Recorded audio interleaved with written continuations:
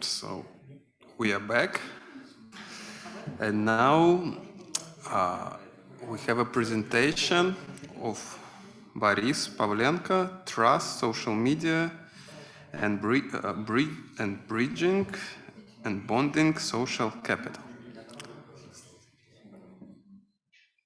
Boris, yes, you can start. Hello everyone, my name is Pavlenko Boris. Today I will present my paper, Trust, Social Media, Bridging and Bonding Social Capital. So first thing is that I wanted to study is what are the determinants of trust in society, and secondly,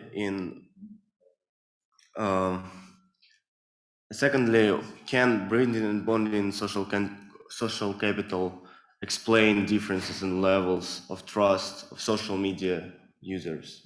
I will provide some definitions. Firstly, bridging social capital and bonding social capital. There's a concept that were made by Putnam in his famous paper of the year 2000. And so the bridging social capital is a type of social capital which, when a set of connections of individual or maybe some community is shaded with more diverse connections and that are less concentrated among some person, and is also shaded with thinner, with weak ties.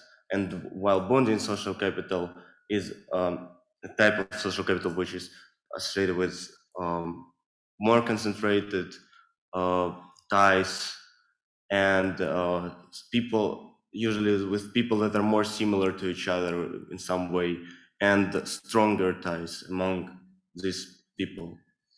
Social media or social networking service is a website where people share information through social networks.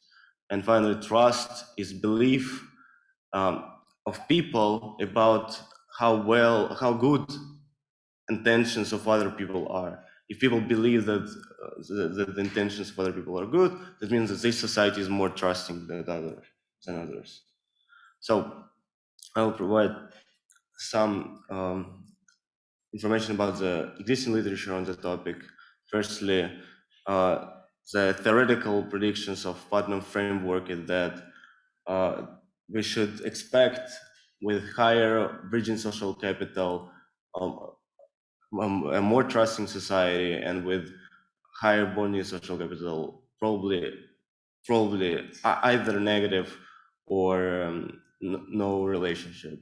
And for some types of trust, for example, some specific types of trust, for example, trust in family members, we should see an association with bonding social capital, because we believe that if those people with higher levels of bonding social capital, they have some mechanism that disallows them to connecting with dissimilar people, probably some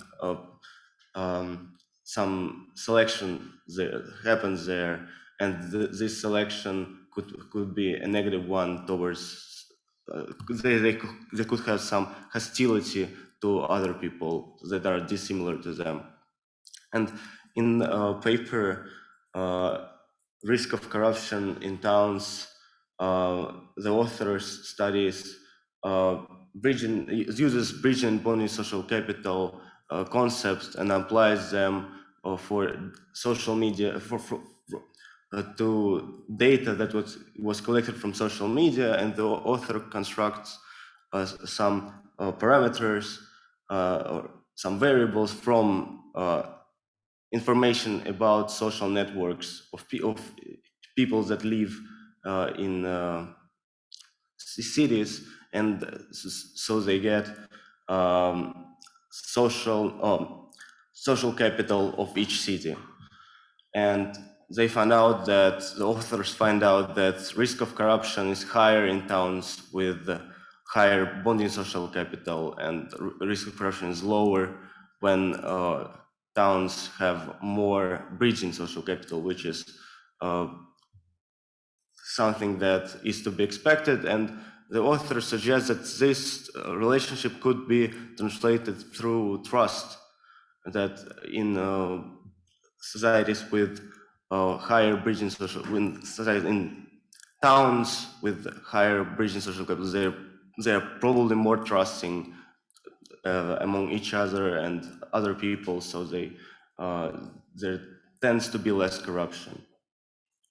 And I wanted to use this method and apply it to trust and using data from Russia. So the study has two layers. Firstly, I use individual level data collected from poll, and then I use comparing cities from Russian regions, collecting, trying to create social networks of citizens and make a similar and use a similar method that I previously mentioned. So hypothesis, as was kind of stated already, for higher bridging social capital, we expect to see a positive association with trust to random people, and probably the opposite for bonding social capital. And for bonding social capital, we expect to see a positive association with trust to family members, because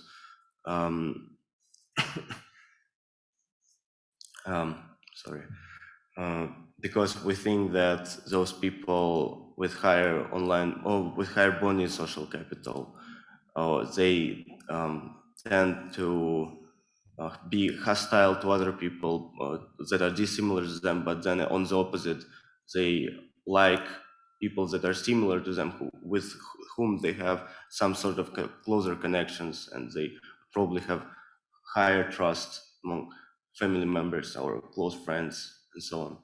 And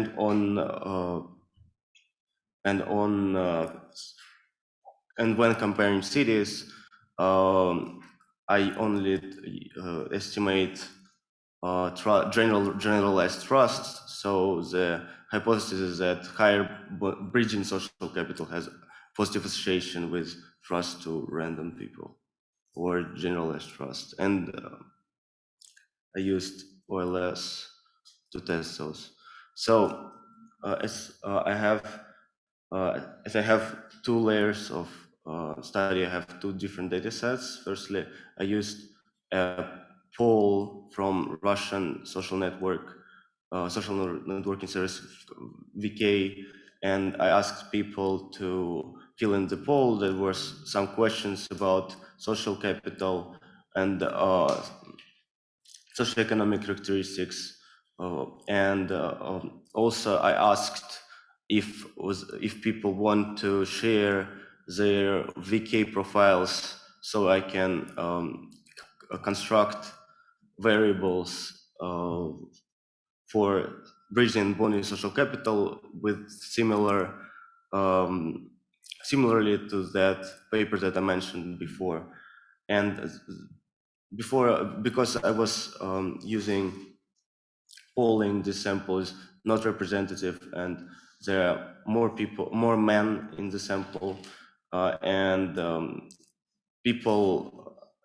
their sample is younger than the average of Russian population. And for city level comparison, I used open VK profiles of people that live in certain cities, and I downloaded the list of friends, and then from the list of friends, I downloaded the friends of friends. So I got about 25,000 observations for each city that was in the sample, and I analyzed this information. I also used Rostat data for I used Rostat data for controls and Yandex popularity of cures of blood donations for trust measures. I had 36 observations, that means 36 cities that were in the sample, and I also had dummies for regions.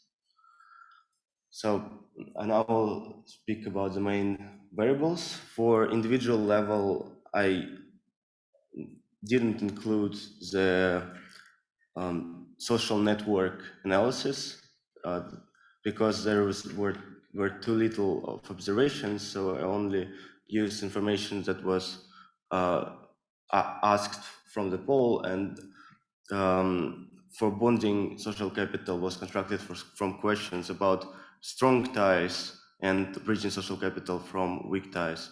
And from city level, I used, as I was already said, for trust, I used blood donations for in Yandex and popularity of cures in Yandex. And bridging and bonding social capital was constructed from VK social network, and I will explain now how I did it. So firstly, I will explain about the indexes that I used, and then how I used them, how I collected the data. So to construct the indexes, I have some social graph or social network, and I need to split it into some smaller social networks that are called communities. And to do that, there exists an algorithm. It's called Luvian algorithm, and it just splits the social graph into the smaller social graph, so that the ties within ties between nodes are more likely to be within those smaller groups than in for other networks. So to construct the fragmentation index that was used for bonding social capital,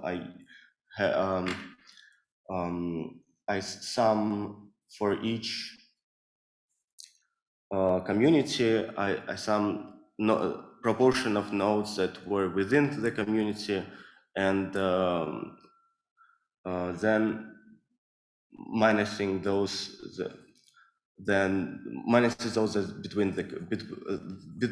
minusing those nodes between the communities squared, and then just adjusting by the maximum number of nodes if all edges were within one community, not one community, but within communities.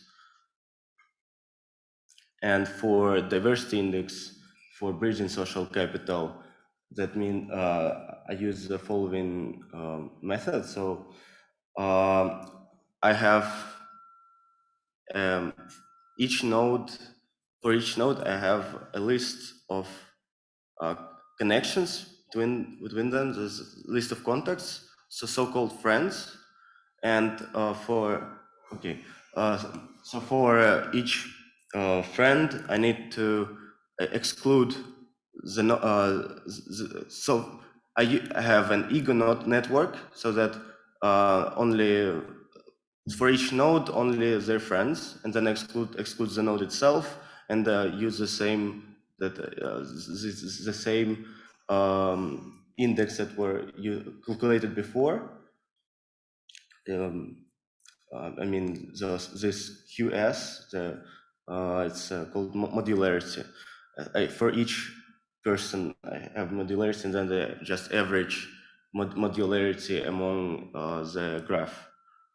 So among the social graph. So, and also I need to mention that I couldn't at the stage that I was that I currently am. I couldn't download the whole cities for each for each city. I couldn't download the whole social graph of the city. So I used some people, and just taking some parts of the city, and then I did it multiple times, excluding those people who are not from the same city, but just averaging um, the measures that I got. So I used just simple empirical models, nothing too fancy there. So firstly, the individual results. It can. I have two tables because on the first one I wanted to use. I had many missing observations, so I wanted to just exclude those that are missing. So in the first table, that means that individual responded to all questions that were asked to them that were needed to construct such table. And we can see that contrary to what is expected, that for example, that bonding social capital has a negative situation with we might expect a negative situation with people from different religion and different ethnicity. In fact, we don't see such relationship. And for bridging social capital, there is a strong negative situation with trust in family members. And for second table, we see that the results did not change, and we see a significant relationship between bonding social capital and trust in different religions, trust to people with different religions. And for bridging social capital, we see a negative association with trust in family members. This could be driven just by data selection, because we have a sample with younger people who used online social media and so on. So I don't, and also you can see that many people did not respond to the question about different religion. So the number of observations is much lower than for us. That means that probably people don't like to comment on their religious beliefs and so on. And this is more interesting, but this is more interesting in terms of the of novelty, but I didn't get any significant results. But the only significant result is that before introducing the controls, bonding social capital is negatively associated with trust, and after introducing the controls, the relationship become insignificant. And I will quickly explain why that could be the case. I think that the main problem, as I already said, I do not download the whole cities. What I did is that I downloaded a fraction, and there could be, I exclude people when I get, sorry. So in the first step, I take a person from city X, and then I take his or her friends from the same city X, and then I construct a social graph from common friends, and that could be the case that common friends from those people of city X, the friends of friends, they could be from other cities. And then there could be some people, I mean, there are in the sample, in the graph, that they have a lot of connections with many people in their friend list, for example, 5,000 people. And it becomes very likely that those people does not provide any information and just makes just add noise to the observations. So now I want to change the algorithms that I wrote so that it excludes people with too many friends, for example, and it definitely need to exclude people from different cities because it was the premise that I used, that if two people are from the same city, they are common friends and from the same city, and it just seems to be wrong. So yes, and of course this at the current stage does not show a causal relationship, and I want to, after I improve my algorithm, I need to find a shock that would change the structure of social structure of some cities, for example, elections, and but not trust itself. Thank you. Yes, thank you, Boris. So now we have 9 minutes for the questions. I believe we can use the same strategy. So we will collect all the questions first, so you will have more feedback, and then Maria Marta, please. Yeah, I do have probably one comment and one question.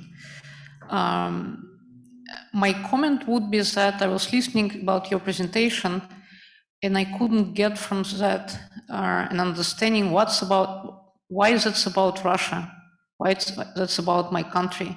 So those are just numbers. So, and I would suggest that you would probably start with some fascinating story about relationship between social ties, corruption, trust, etc., coming here and like having some puzzle which you want to solve. Then you go deeply in your econometric exercise. Otherwise, I can't buy this story as a story about what's going on here, because it doesn't explain some meaningful question for me. So that doesn't mean that your model is not right. It's just saying that you need some motivation both for yourself and for us to buy this story. Thanks. I also have one question, one comment. So the question is, I didn't get from your presentation, how do you measure the outcomes that you have, like trust and family ties and all other dependent variables? So I think this should be made more explicitly clear. And the second, so my comment is mostly about terminology, I would say. So you're using bridging, bonding social capital concepts from the beginning. I would suggest you but what you really have as the data, you have different social structures, right? Social network structures. So I would suggest you just leave those concepts aside for a moment and just focus on and frame your research as social network structures and trust and all the family ties and so on, and with the relationship between those. So you wouldn't need to impose these concepts before you basically analyze the data. Okay, and then I'm not saying like bridging and building social capital are not related, are not something that you can use in the research, but you can add it later. So you should start by saying that my goal is to analyze how the type of social structure, the type of social networks related to levels of trust and family ties and so on. And only after you get some empirical results, you can say that here we can see these types of social networks we can classify as bridging social capital and then as a bonding. So I would go the other way around. This is in terms of presenting and in terms of framing the paper in general. So maybe not even use these terms from the beginning. Okay, thank you.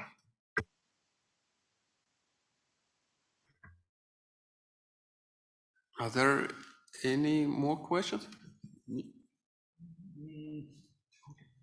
well, I don't know how useful this would be, but do think about extending your sample. You know, it's really the results are vulnerable, right? So so few observations from a countrywide social network. Really, I'm sorry. Normally, I can make more useful suggestions, but right now it's just you have to invest more in data acquisition for the paper to fly. Thank you. It's just that the current version that I used, that I was working on, it just that is not very effective. And I mean, I had to collect, for example, like 10 people for each city, and so that 360 people in total or something. And that for 360 people, that would take like 2 or 3 minutes to just to get and to get the data and construct the variables. So it just takes a lot of time, and I just will improve the algorithm so it's more effective and more efficient, and can get more and will use not use just, I mean, more effective and excludes those people from different cities. So it just provides more information, and probably this will work. Thank you.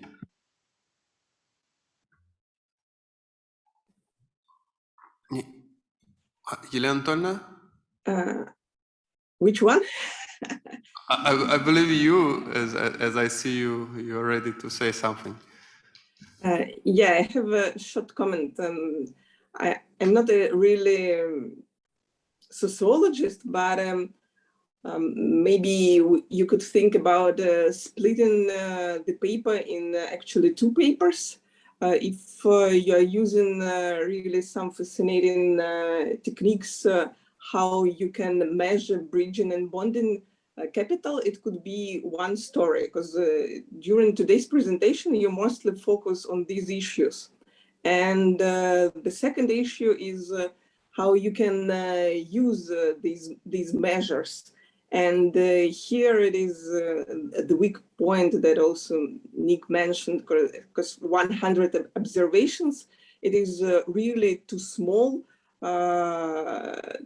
to argue something. And it seems a little bit strange when you are saying that you are using big samples to define bridging and bonding social capital, and then main findings come up with less regressions, so with just 100 observations on another level. What I suggest is just to think whether what is really interesting on this second step, because as I understand the main restriction why you have so few observations is that you are basing on your survey, and this is how many people you've got that replied. Maybe you can go to some, let's say, city level, collecting other information on the cities, and in Russia you have a lot of them. Even municipalities, it is around 2,000, that it is much more better than 100. And thinking about a result like election results, you also could have them on municipal levels, or something like websites of the city, and the idea of how people depending on the prevailed network structure in this city are interested in the public control of the municipalities and so on. So actually there are a lot of issues, and I think you could come up with interesting results. So thank you.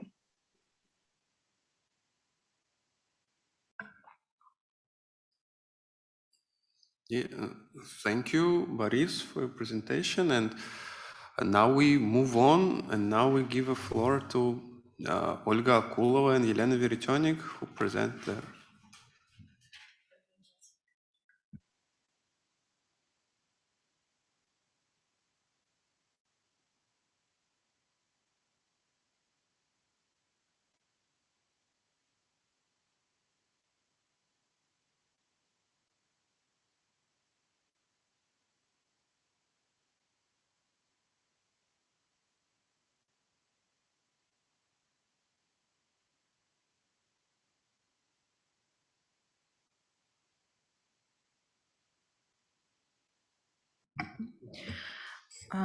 Hello, dear mentors, dear colleagues.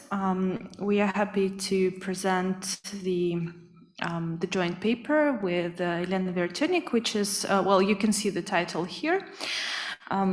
Yeah, next slide, please. So I will not concentrate on that, but it's dedicated to the collaboration patterns of top business schools, which is evidenced by the publications in the Financial Times journals list.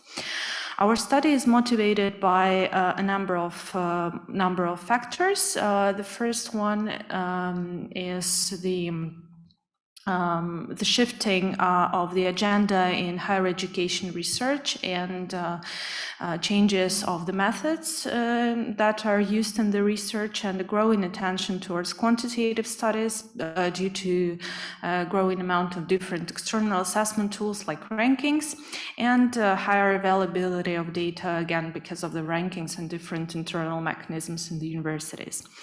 It also means that there is a growing heterogeneity of the contexts, both national context and institutional frameworks, and even within institutions there is a heterogeneity, as prior research has highlighted.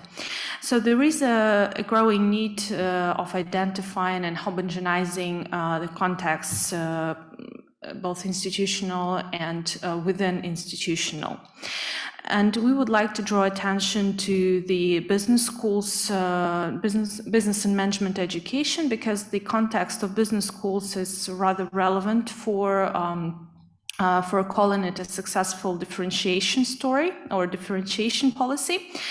Because business schools have a special elite status within the mother universities, and it has been, well, inherently, relevant to practice, and there is an increasing competition within the industry. Well, let's call it industry of business and management education, which has been reflected in a growing market pressure, an accreditation race, and different external assessment tools. The development of business schools is endogenous, because the revenues and attractiveness to the students and faculty depend on the positioning in top international rankings. And in order to progress in those rankings and become more visible in the market, business schools faculty are expected to produce impactful research. Next slide, please. So if we think about business schools as an organizational field, we can identify some specific characteristics of the field. First of all, the rankings, of course, they are important for universities in general, but they are they have a very high importance for business schools in particular. There is an importance of top-ranked publications and accreditations, which is specifically important for business and management education. So it all allows us to assume that there is a mechanism of homogenizing this organizational field. The strategic choices of business schools impacted by mimicry and the legitimization efforts, so it supports the assumption of collective rationality and explains the assumption of homogeneity. As it has been identified by prior research, research groups in business schools are qualitatively different from research groups in other academic fields. If we again talk about higher education, but specifically about business schools, top educational institutions normally need to distinguish themselves from the rest by producing publications in top journals. So in order to be efficient, of course, research collaboration is one of those policies that has been employed by business schools.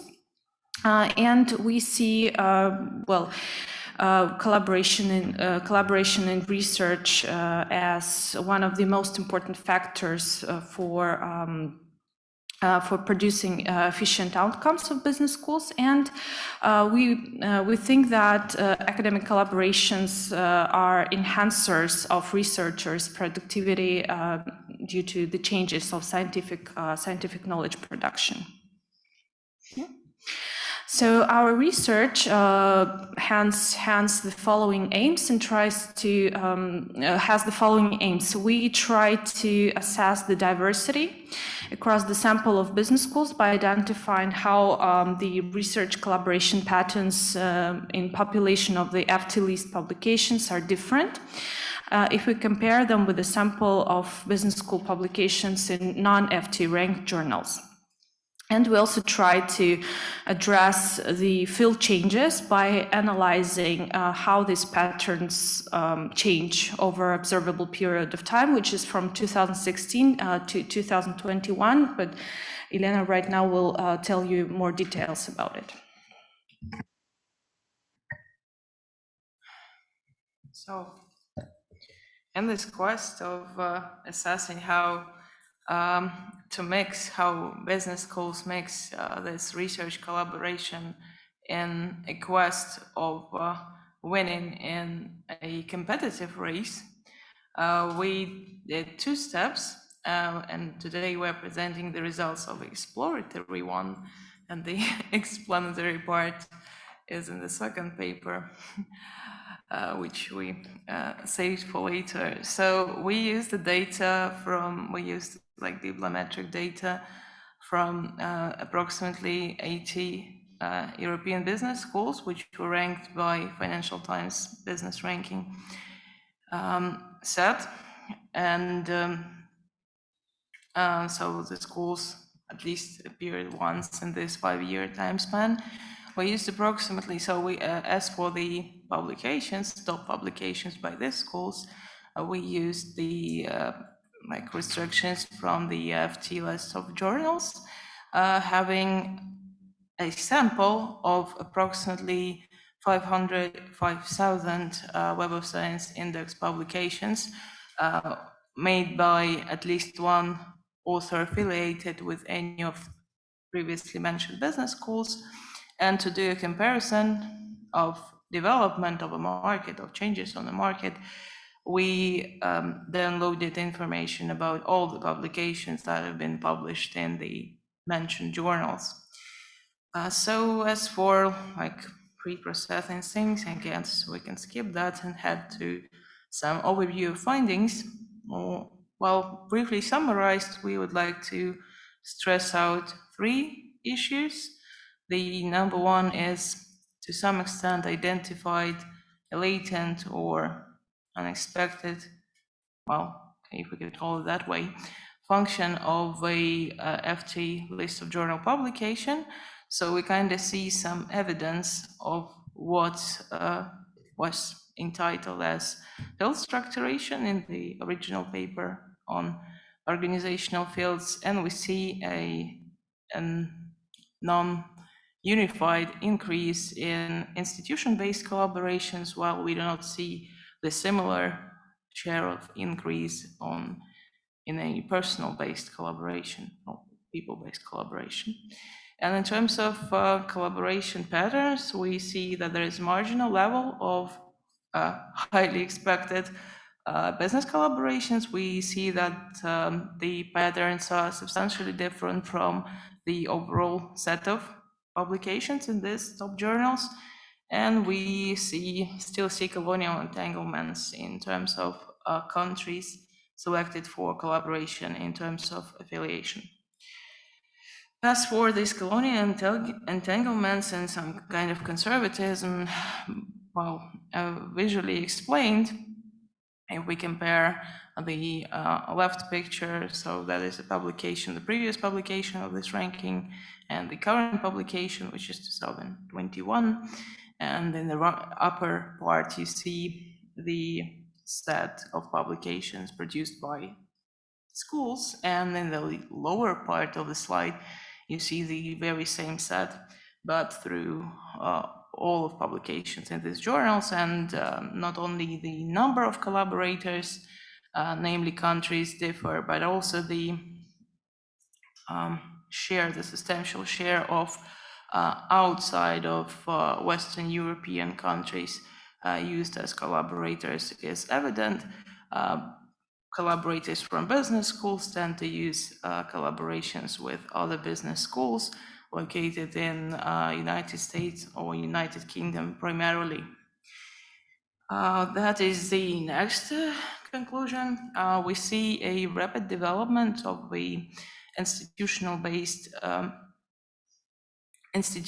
collaboration. So that is a 5-year development of a network. So what is visible here is that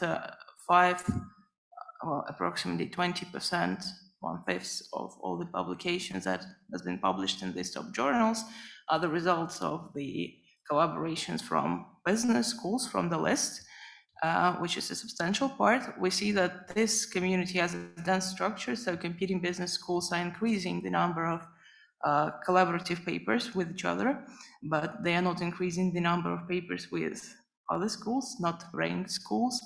And it is evident that is a bit different from how the author-based networks changed in the given time span, which is a not substantial change. So we have seen an emergence of different, several new research communities, at least in terms, like, you understand that we have limitation, that we do not analyze all the publications of these people, we analyze only the publications in these journals. So we don't see an emergence of many new collaborative teams in this 5-year time span, even though in terms of institutional-based teams, there is an increase. And in terms of like industry and international collaboration, some interesting things should be discussed as well. Even though the previous studies expect that business schools, as derived by professionals and representative from an industry, should produce business relevant studies, we see 0 to marginal level of business collaboration inside the papers, which could be a result of a publication policy in these top journals. However, some of those journals are practitioner journals, so it would be strange if they would not accept papers with practitioners as authors. And if we check, sorry for this fantastically not visible graph, if we check the difference between the collaborations, and just a fantastic picture of mine. Olga has nothing to do with that. So if we're going to check how the publication strategy in terms of collaboration in all set of journals is different from what we have in a set of business schools publications. So this orange squares represent the yearly data on share of international collaboration. In terms of business school, the average size is 96% of all papers are made up with international collaborators. On average, for the same journals in total, the share is, it varies from 60 to 80%. So in terms of business school, the only choice for publication in these journals is to have an international collaborator, be it someone from the same set of schools or from other schools in United States. And that is an explanation of the very same thing. Yep, we're gonna skip this cluster part because now we are questioning whether it's the correct way to continue the paper.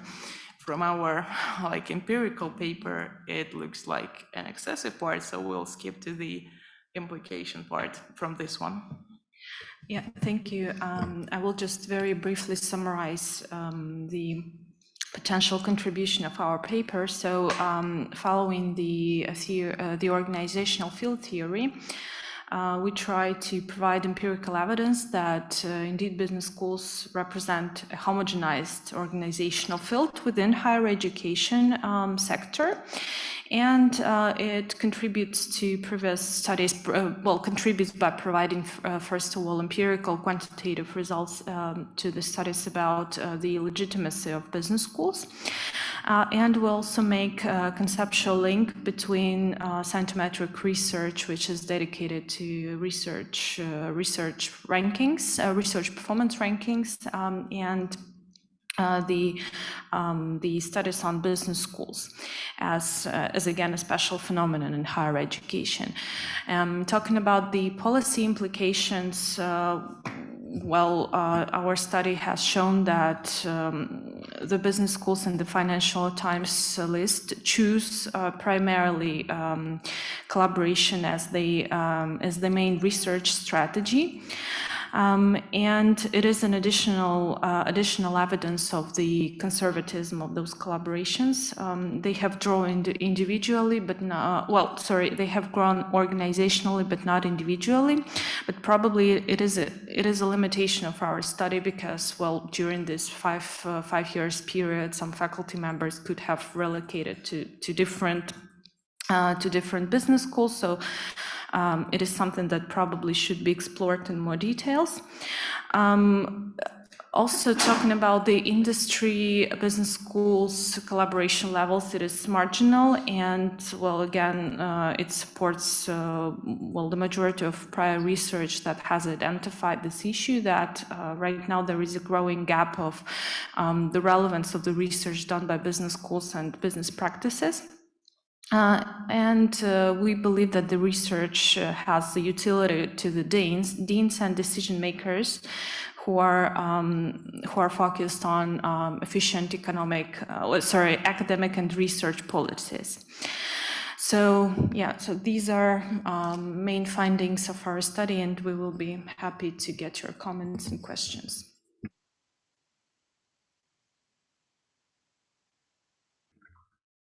Yeah, thank you. So, do we have questions?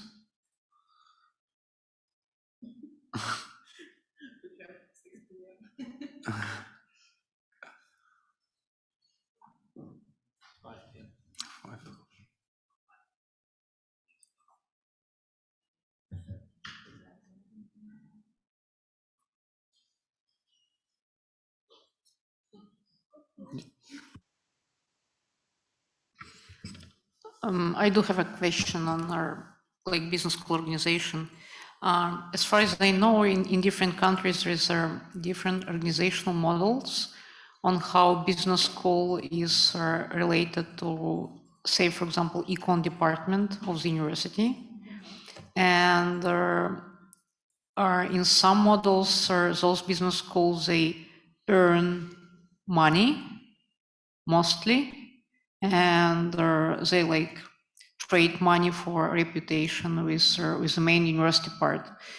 In other cases, business schools, they also generate reputation as well as money. So in your model, how you frame the business school? Is it independent entity, or that's a part of the university, and how that's influence your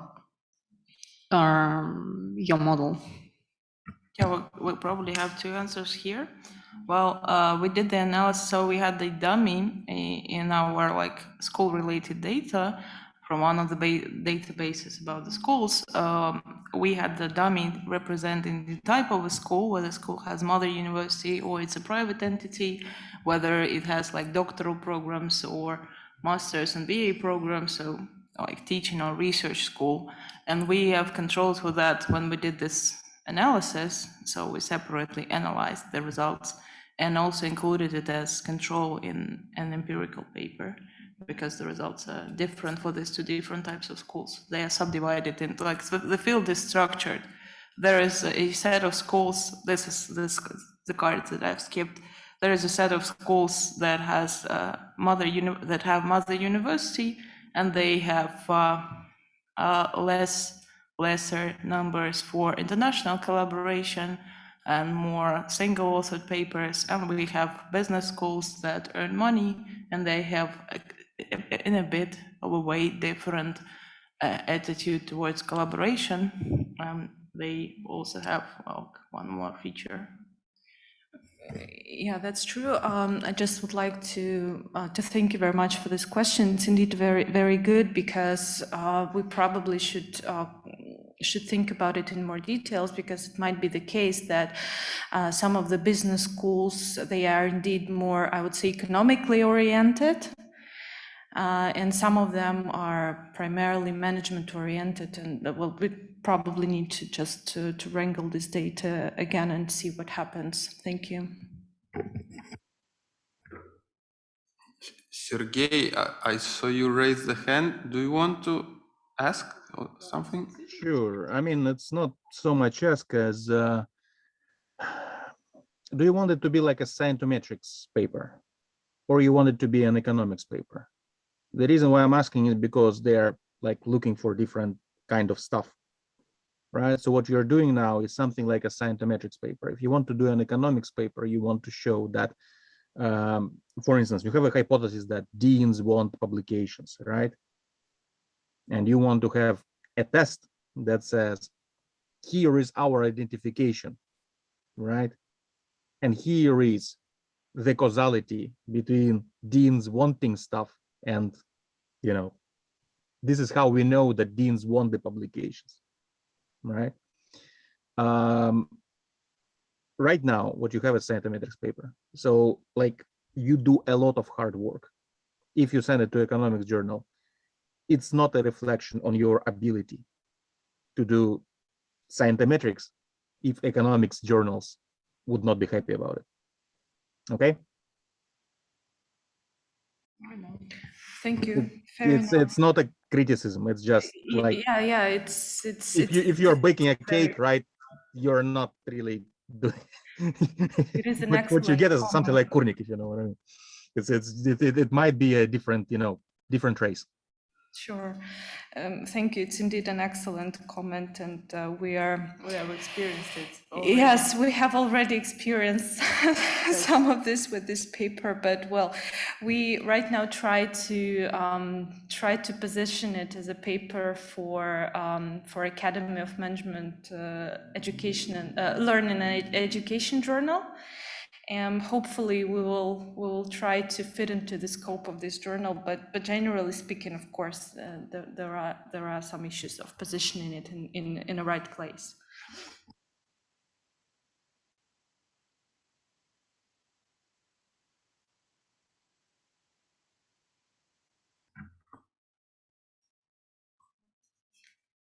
Are there any questions, suggestions, comments?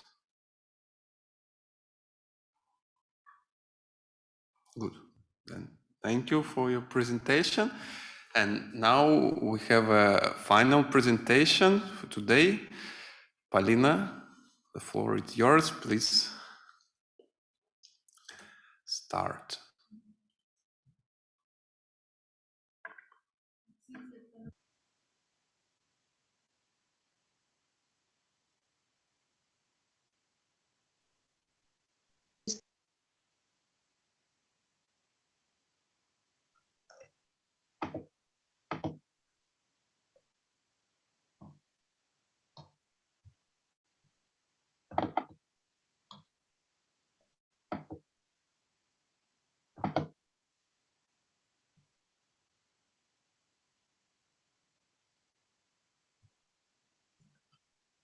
Can you see my slides? Yes, we see and hear you. Please start. Okay, good afternoon, dear participants. I'm the second year Psrticipants master student, as well as the research assistant at Center for Institutional Studies, and I will be presenting you my current paper, COVID-19 and Depositor Strategies, Evidence from Russian Regions.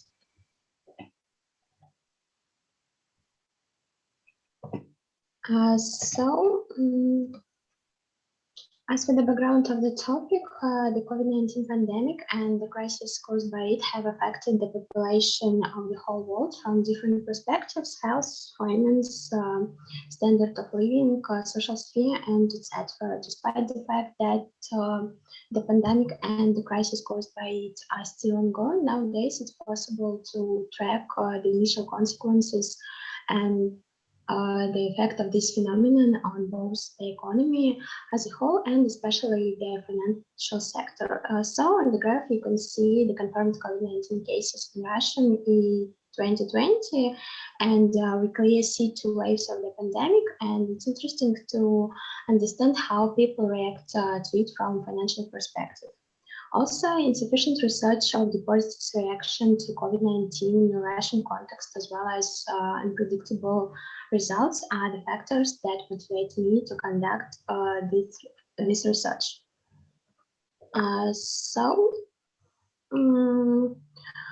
But before the investigation of Russia, it's necessary to emphasize that the paper by 11/2020, in which authors test why the USA banks demonstrate massive inflows into deposit accounts, forms the basis for the current research.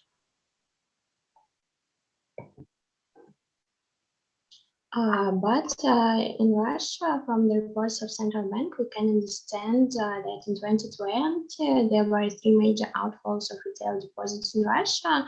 So the first major outflow of deposits occurred in March 2020, when the pandemic was rapidly taking off. The second one was in May, and finally the sharpest outflow of deposits occurred in October 2020. Experts point the main reason for the withdrawal of deposits in the decline in real income of the population due to the financial crisis during the pandemic. In other words, the population needs money to finance current consumption. As a result, the research question is, does the variation in the number of cases of COVID-19 in the Russian regions explain the variation in the outflow of deposits? We know that the stock market in Russia is still developing, so investment behavior in Russia is characterized by the behavior of depositors, and during the pandemic, we might expect different types of individuals' reaction to the COVID-19. For example, if people suppose a high probability of getting sick, that is, they will need money for treatment, and they might withdraw deposits. So, as this pandemic is also considered as economic crisis, people worried about their funds, or they might distrust banks, and again, they might withdraw deposits. And we can create other possible explanations for this reaction of Russian people to COVID-19. So the following hypothesis is tested. The more cases of disease in Russian regions decrease the retail deposits growth. But before explaining the data used, it's useful to explain the models which are analyzed in the research. The basic regression equation is presented on the slide.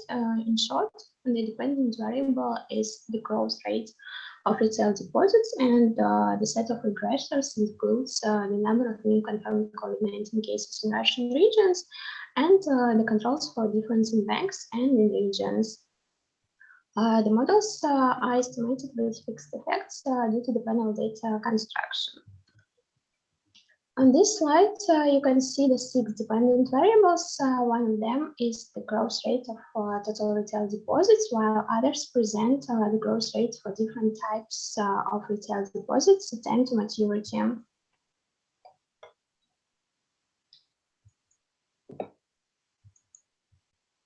Sorry.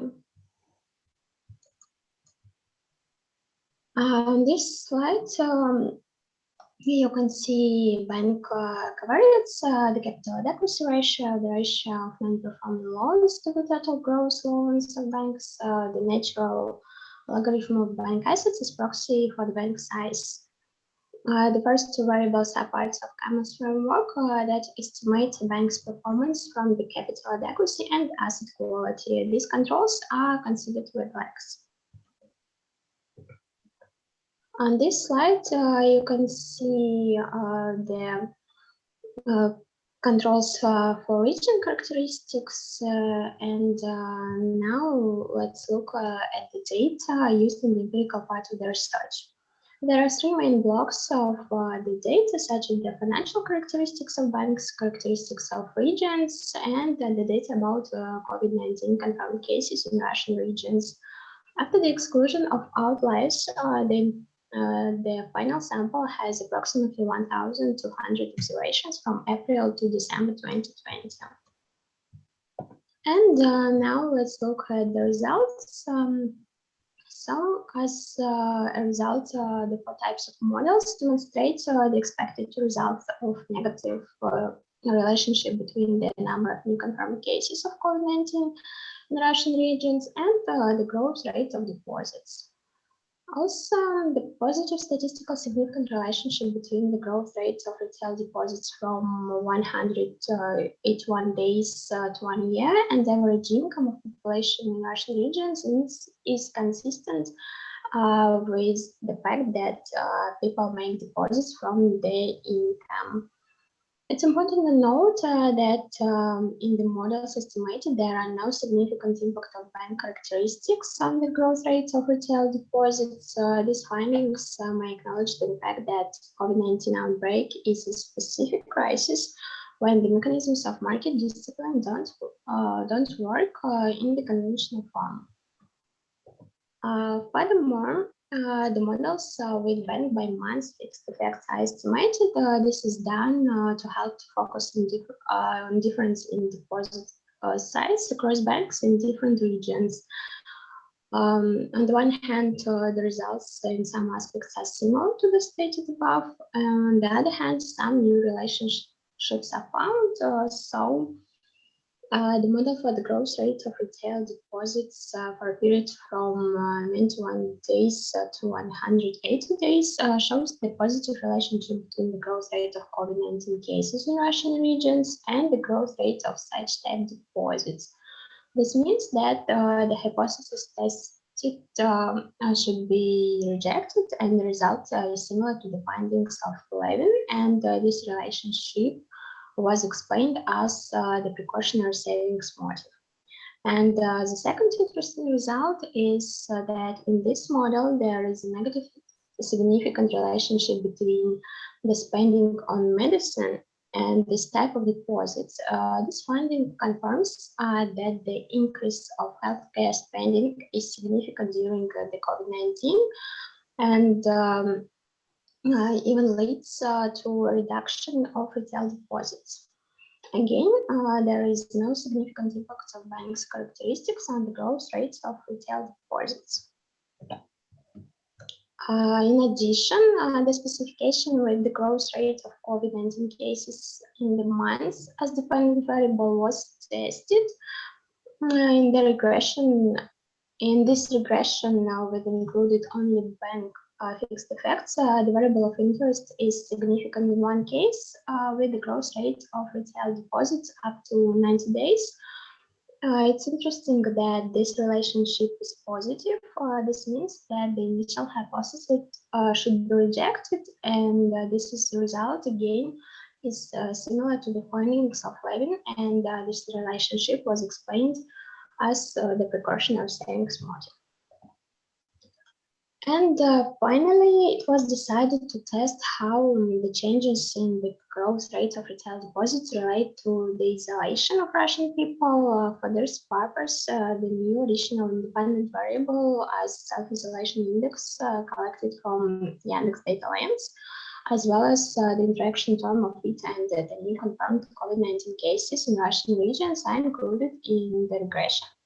As a result, the growth rate of retail deposits up to 90 days is negatively connected with the number of new confirmed COVID-19 cases, while the isolation index, as well the interaction term, demonstrate the positive sign.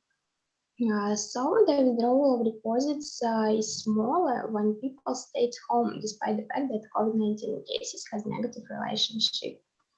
And taking everything into account, it should be stated that the models with number of new confirmed COVID-19 cases of COVID in Russian regions more illustrative in the specific of this research. So that brings me to the end of my presentation.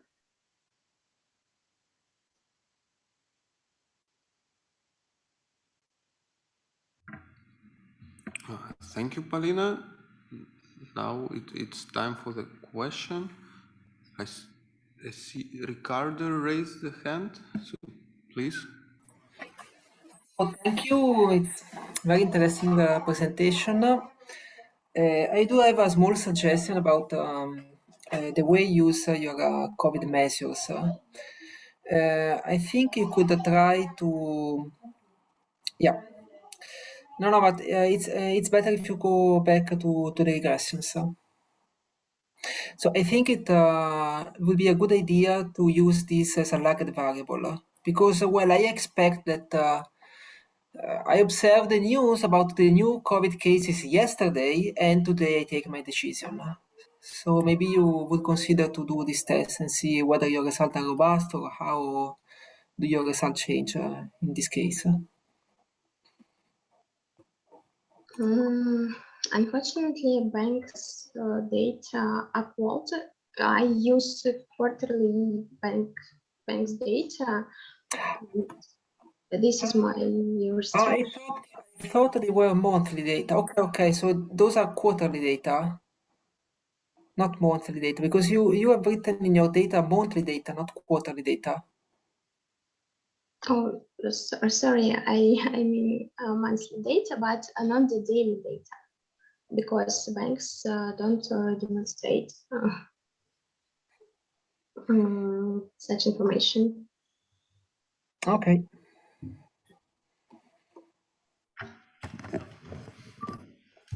Thank you.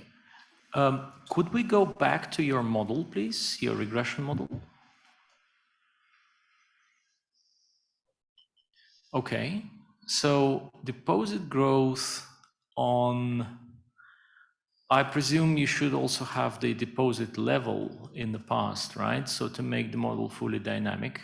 And then there is a contemporaneous COVID.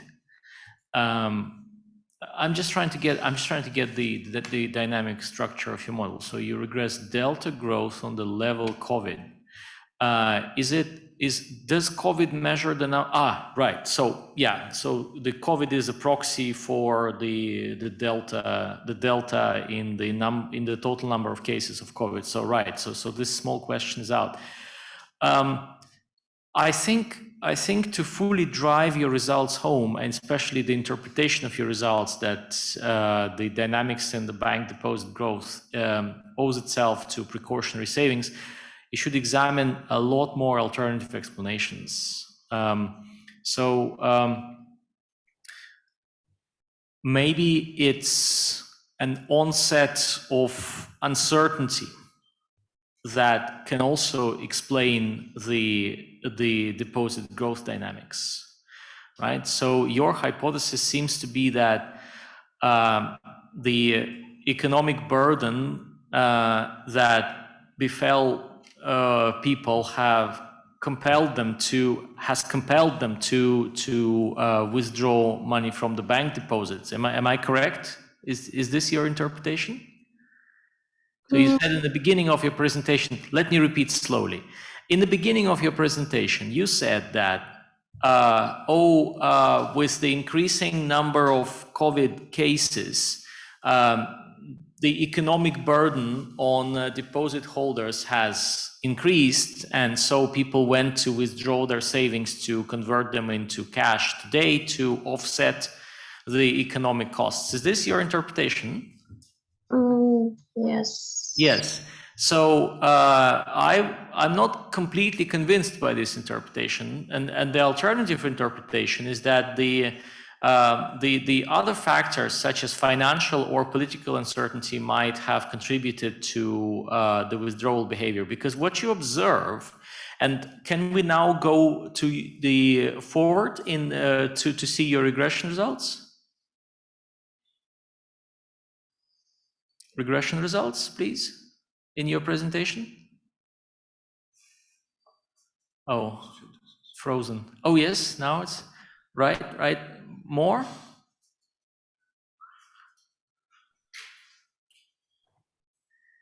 Okay. Yes. So we've got, so see, there is, can we go one slide back? Right. So the connection between the COVID cases and the deposit growth is heterogeneous depending on the maturity of these deposits, right? So how can this heterogeneity be consistent with the demand, the increased demand for liquidity behavior? So that's one challenge to your interpretation. So I would not necessarily now, because it's a difficult question, but I would like you to think about alternative interpretations to the results, which may evolve around, you know, things other than demand for cash now to help offset the economic burden of COVID. Okay, thank you. But how can I measure political variables? Well, political variables, it's indeed hard to measure, but you can begin with economic uncertainty. You can begin with, for example, some measures of volatility, right? So when markets are volatile, people convert assets which are the returns to which are more volatile into assets, the returns to which is less volatile. So people could have withdrawn their deposits not to help themselves to current consumption, but to buy properties. Look what happens to property prices, right? So look what happened to commodity prices. Look what happened to other ways of using money other than funding current consumption in the face of COVID, right? So I think these stories will have to be given more attention in your interpretation of the regression results. Okay, thank you. So don't forget the political uncertainty. It's indeed hard to measure, and it's probably overall, right? So the regional variation in political uncertainty is hard to capture. But the start with economic uncertainty, and also start with and think about other ways in which the withdrawal of deposits can be explained. For example, regional demand for property. That's one possibility. You know, there is a uncertainty. People are uncertain. People see, let's buy a flat. To buy a flat, you need to make a down payment. To make a down payment, you withdraw your deposit money. So, would this story be supported by your data? Think about it. Okay.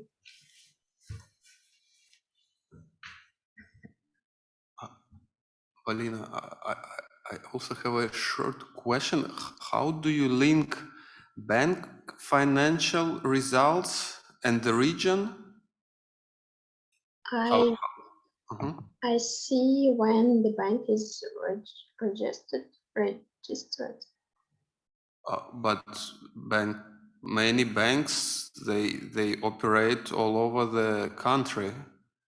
I exclude such banks like Sberbank or VTB because they are not so large, and the results will be biased if I include them. I believe vast majority of banks, they operate in multiple regions. I understand, but this is a restriction in such sphere. In that case, I believe it's quite dangerous for the whole story you tell, because if you consider the association between COVID cases and bank financial results, and bank financial results are relevant, they are due to their performance in many regions together, and how we can speak of ANF, because I think we cannot extract banking financial results by regions. Banking financial results? Yeah, maybe you try to go in by district, so no, just think what can be done here. Okay.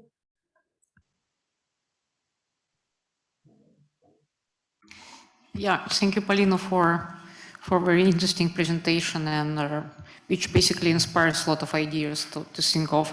I also have a couple of easy questions on comments. First, about deposit withdrawal.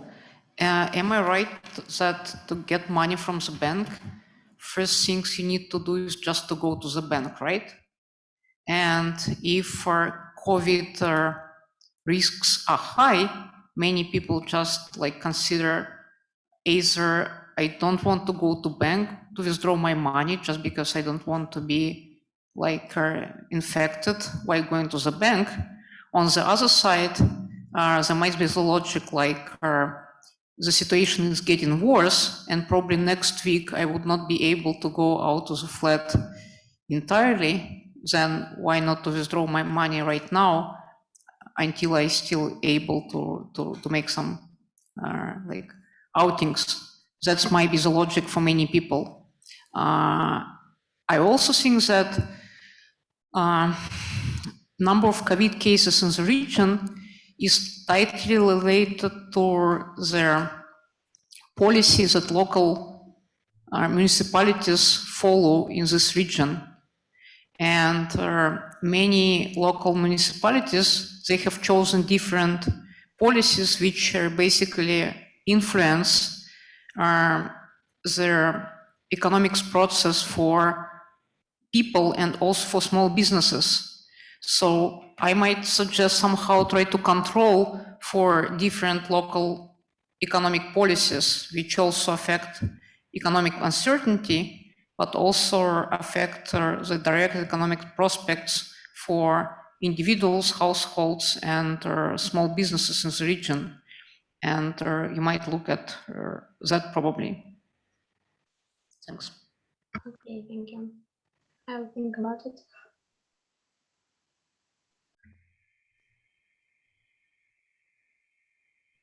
And I just have small question. I missed, how did you calculate these COVID cases? Because as I understand, you have a monthly basis. Am I right? Yes, I have monthly basis and you confirmed COVID cases, like cases at the end of months minus the cases at the beginning of the month. So you could have here negative cases. Am I right?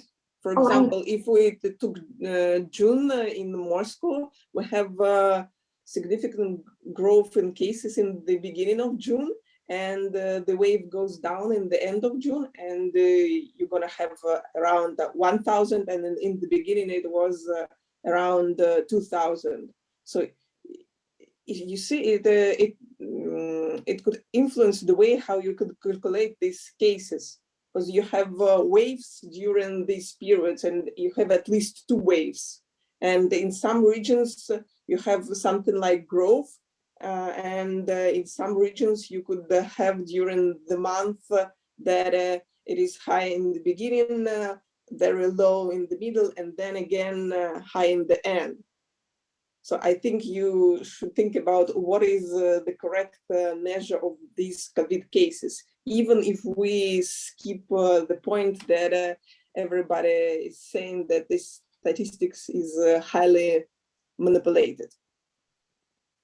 Okay, I understand. And I suggest, because it is a central variable for your research here, I suggest you to use several ways of measurement and see is there any difference. And maybe you could think about using like death rates which are not from the Stop Coronavirus RF. So Yandex is also collecting information from this website, but try to compare with the Росстат data, like excessive deaths. Like a proxy about what is going on inside the region. Maybe you need to lag in order to have a proper measure for the particular month that you are looking, keeping in mind that COVID is not just something like shooting. It should spend some time when you have the case and the worst consequences of these cases. So I strongly suggest you to think about several measures, and maybe continuing the idea of Maria, maybe it is also worth to see on whether the region, as I remember, mostly of them in the beginning of the April, or even a little bit earlier, open this emergency case situation inside the region. Чрезвычайная ситуация. And it is a certain regime where there is some flexibility for example, public procurement. And it is also a certain regime like could be in tax policy and in way how they treat cases in courts. All this stuff could influence the willingness to people to go and grab their money from the banks. So I suggest you to track not only the isolation period, but also to track these periods of emergency situations in the regions. And maybe you could see whether the exception when there is no situation in forcing regions, in some region, whether it is influenced or not the willingness of people to go to bank. Okay, thank you a lot for your comments. Polina, I also, after asking the question, I also thought about it myself in terms of linking regions and the banking results. And what I suggest here to do, so instead of using the data from Bank.ru, which is a data by individual banks, I believe it would be logically better to use the data from central bank website, because they have aggregated banking results statistics by regions. And now we cannot see deposit size in this site, unfortunately. That is why I used Bank.ru. Why you cannot see it? Because I don't know. This information is not on this site nowadays. In this specific, in this just moment. No, okay. It's anyway. It's just a suggestion that we cannot address right away. But I believe I saw these statistics on the central bank website. And no, if not. Yeah, and one more like tiny suggestions. Do you think your results or question? Do you think your results would be different if you just focus on Sberbank instead of considering all banks? Because Sberbank is like default bank for like many people, including those who stay on pensions, those who are seniors, and those who are with low incomes. I would try to look on the Sberbank subsample, and if you see different results, try to explain why you see the difference between Sberbanks and the whole sample of banks in the country. It's an interesting idea. Thank you. Yeah, and actually all payments, as I suppose, were made through Sberbank. I mean that the state just offers for small business or for those who are on pension right now, for families with children and so on. Everything of such stuff usually goes through Sberbank.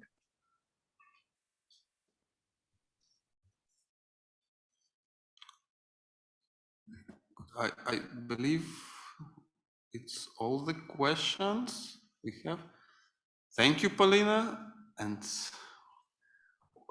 we completed the part of the summer school with a presentation. So now it's a time for concluding remarks from the leaders of this process. So maybe we start with Yelena's, Anatolievna's.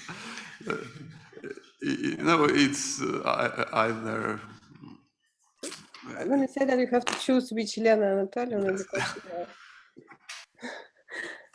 So, okay, I just I think that Elena Anatolievna Podkolzina, if you want. So she has to really say the final words. So I will give her opportunity because she's a real, let's say, leader of this event, of this summer school. So I just want to thank everybody for this very interesting and very exciting way that we have done together. So really, I enjoyed very much listening to your presentation because I remember almost all of you in the beginning of this way. And thank you so much for asserting all the efforts and being patient and keeping with us, even so the summer school is not in very usual format and online doesn't work usually very good for this kind of events. However, I think that even this hybrid mode, which doesn't work with us as teachers usually, worked very well for this summer school.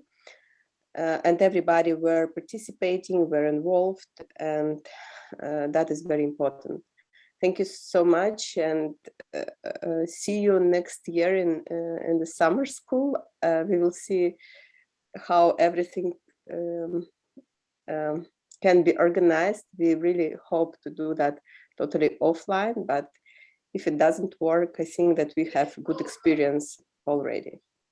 Thank you. Okay, thank you. I also would like to say that I really appreciate all your efforts, both faculty, organizers, and the participants. And small reply to Lena, it's not a problem for me to share the final word because I have already done this for 14th time. So for the 15th, I can change, we can change the Yelenas. It's not a really big problem. And I also hope that we're gonna continue, even if pandemic is still with us, we will try to find the way how we can work together. And we kindly ask you to share your feelings and opinions and suggestions in a small survey that we're gonna send immediately after the end of the summer school.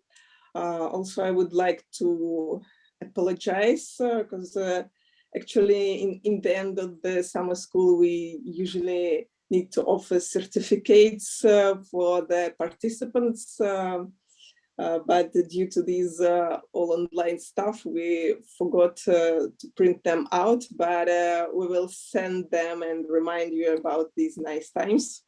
So everyone should get it.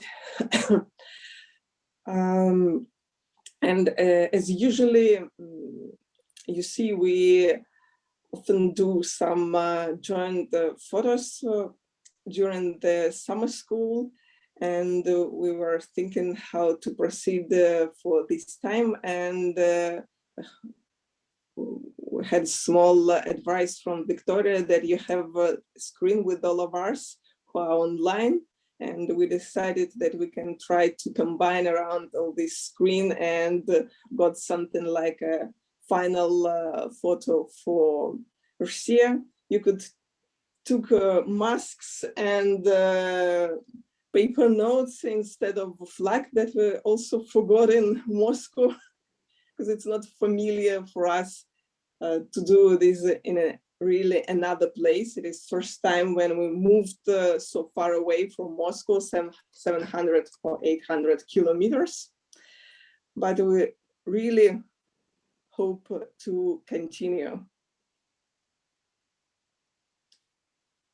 So it is difficult for me to organize you in the room. So. Elena, I see the plan, so I believe we will do it. Maria Markina, do you want to say something? And then we take a group photo with you guys on the background.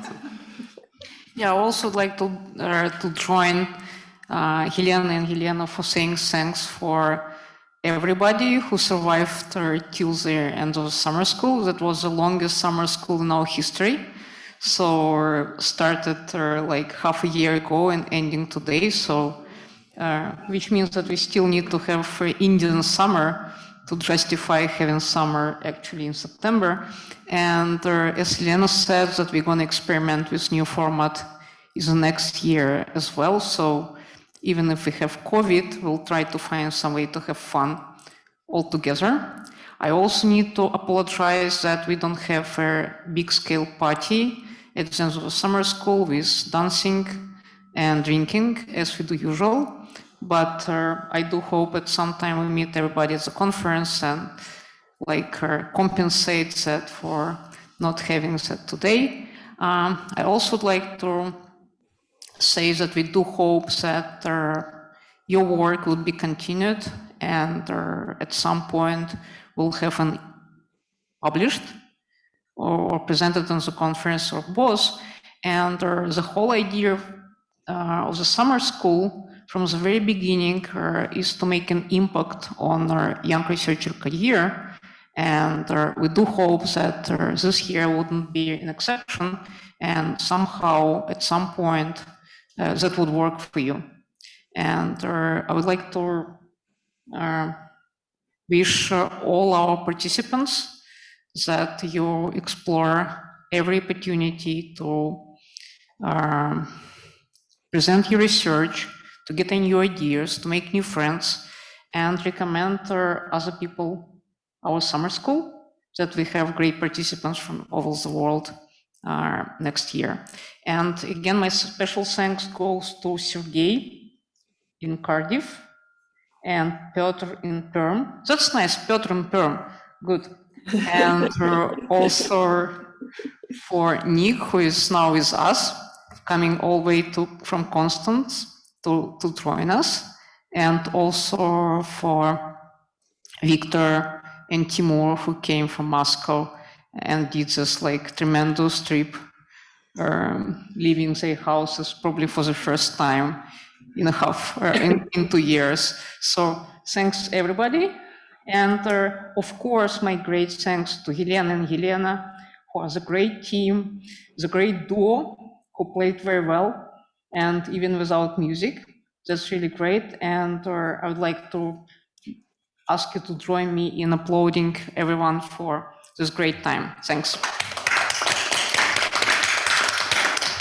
And let's make photo now. Victoria will organize us, who is also was with us for those months in helping us to organize those that. Victoria will make her leadership decisions on what we do now.